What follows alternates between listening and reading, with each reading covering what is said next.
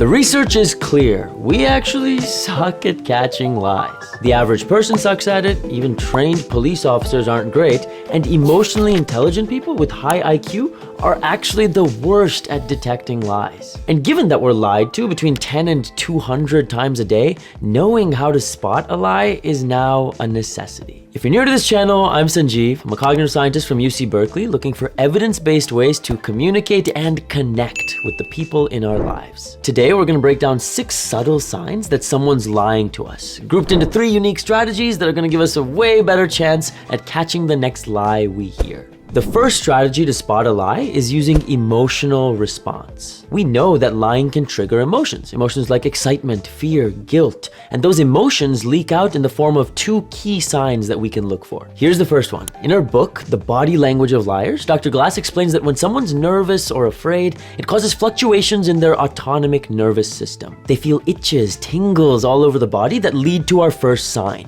fidgeting. Rocking the body back and forth or tilting your head to one side, shuffling your feet, all these fidgets can come from an emotional response to lying. And these emotions also change a liar's voice. In 2015, Dr. David Matsumoto found that lying often comes with a change in pitch of someone's sentences. And it's culturally dependent. So, Chinese participants tend to use a higher vocal pitch when lying, but Hispanic research participants tended to use a lower vocal pitch when lying.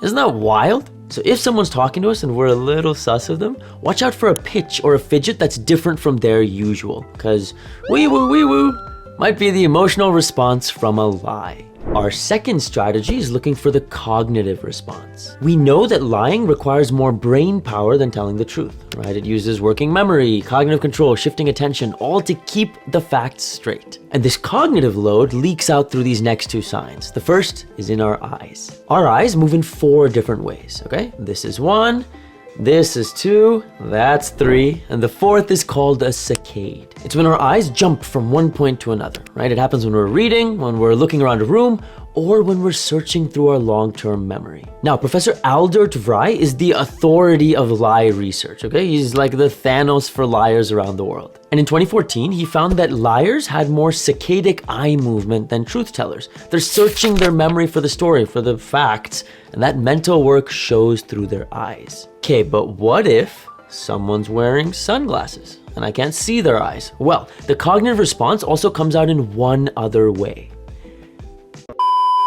In 2012, Professor Van Swol found that liars used more swear words than truth tellers. She says that since lying uses so much mental energy, makes it harder to filter yourself in other areas. People research the craziest stuff. So if someone's eyes are all over the place, or if your PG-13 friend suddenly starts sounding rated R, you might be seeing the cognitive response to a lie.